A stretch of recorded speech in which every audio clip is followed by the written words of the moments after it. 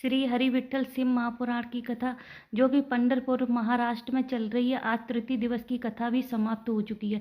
अगर आप किसी कारणवश कथा नहीं सुन पाए हो तो इस छोटे से वीडियो में आपको कथा की महत्वपूर्ण जानकारी और उपयोगी पत्र और गुरु जी ने क्या क्या महत्वपूर्ण जानकारी दी है वो सारी आपको इस छोटे से वीडियो में जानने को मिल जाएगी। आज की कथा कुछ इस प्रकार से शुरू हुई कि गुरु जी ने कहा कि जब हमारे हृदय में भगवान की भक्ति जागृत हो जाती है तो महादेव हमको अपने गले से लगा लेते हैं।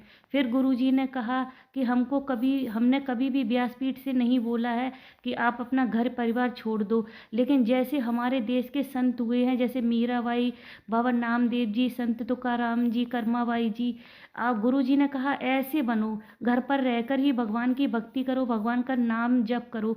गुरु जी ने कहा कि अगर हमने अपने जीवन में कोई भी संकल्प लेते हैं तो उसको पूर्ण स्वयं महादेव ही करते हैं। फिर गुरु जी ने कहा कि अगर हम कोई भी व्रत करते हैं, जैसे सोमवार का, मंगलवार का, शनिवार का, बृहस्पतिवार का, या कोई भी व्रत हम अपने जीवन में करते हैं तो उसका क्या फल मिलना है यह सिर्फ महादेव ही तय करते हैं और वही हमको उस व्रत के फल का जो भी फल होता है वो प्रदान करते हैं।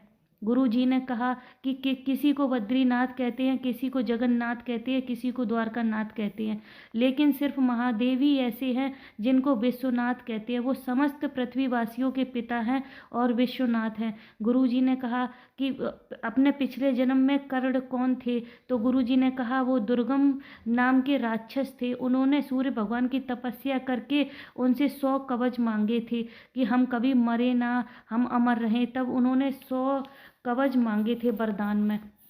फिर गुरु जी ने कहा कि अगर आप अच्छा कर्म करोगे तो उसका फल भी आपको अच्छा ही मिलेगा।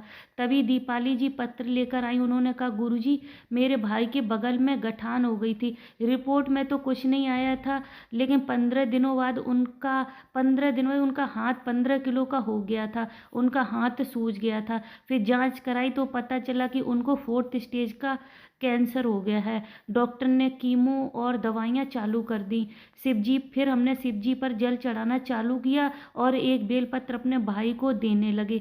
फिर नासिक में जाके जांच कराई तो बाबा की करुणा हो चुकी थी, उनकी रिपोर्ट नॉर्मल आई, उनका कैंसर ठीक हो गया। बाबा का धन्यवाद करने के लिए आई हूँ।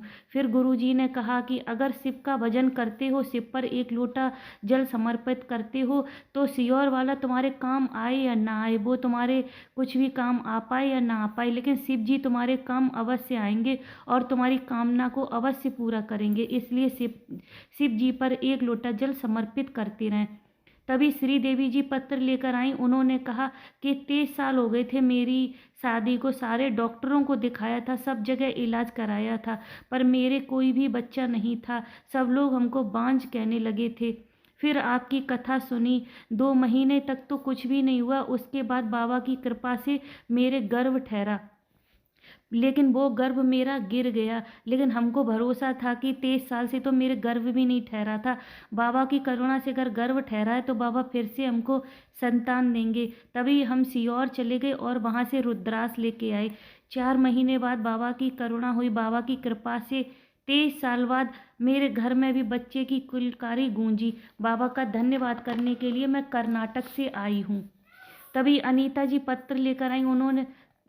अजीत जी पत्र लेकर आए। उन्होंने कहा कि मेरी 65 वर्ष की उम्र है। उन्होंने लिखा कि मुझे 1990 से दमा, खांसी, टीबी आदि प्रकार की बीमारियां हो गई थी और हम पंप लेते थे और 1 कदम भी चल नहीं पाते थे।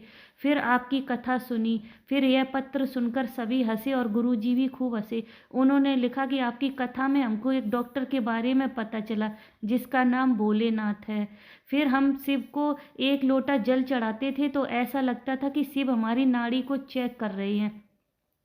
फिर हमने 3 दवाइयाँ लेना चालू किया। वो 3 दवाइयाँ थीं कि शिव जी की कथा सुनना, शिव जी के जल का आचमन करना और शिव पर चढ़ी हुई बेलपत्र खाना।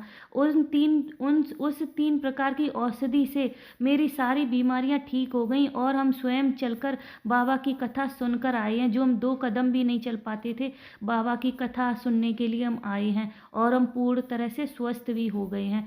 गुरु जी ने कहा कि जिस तरह से हम कहीं भी जाते हैं तो अपनी तैयारी करते हैं, उसी तरह से हमको जीवन में हमेशा तैयार रहना चाहिए कि अगर दुख आया है तो सुख भी आएगा, और सुख आया है तो दुख अवश्य आएगा, और दुख आया है तो सुख भी अवश्य आएगा। और उसमें हमें महादेव की भक्ति नहीं छोड़नी है, बस महादेव की शरण में ही रहना है और एक लोटा जल समर्पित करते रहना है।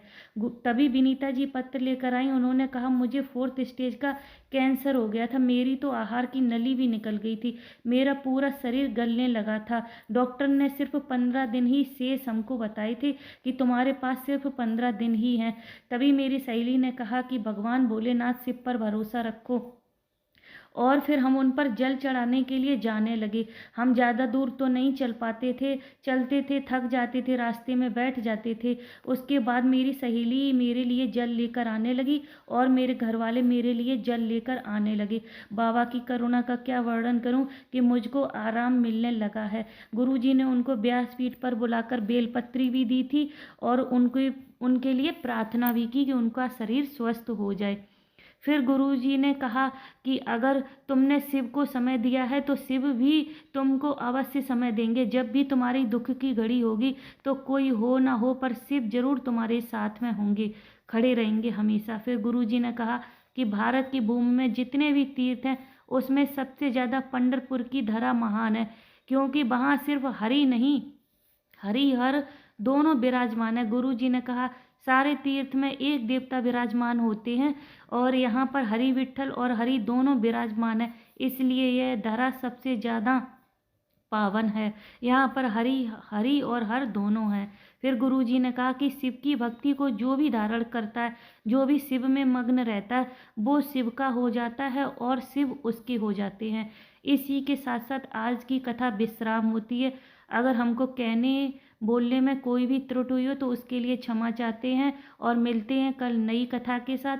शिव की भक्ति में मग्न रहिए, शिव पर एक लोटा जल समर्पित करते रहिए, जो कि आपकी कामना होगी बाबा भोलेनाथ अवश्य पूरा करेंगे। इसी के साथ मिलते हैं कल नई वीडियो में। तब तक श्री शिवाय नमस्तुभ्यम। हर हर महादेव।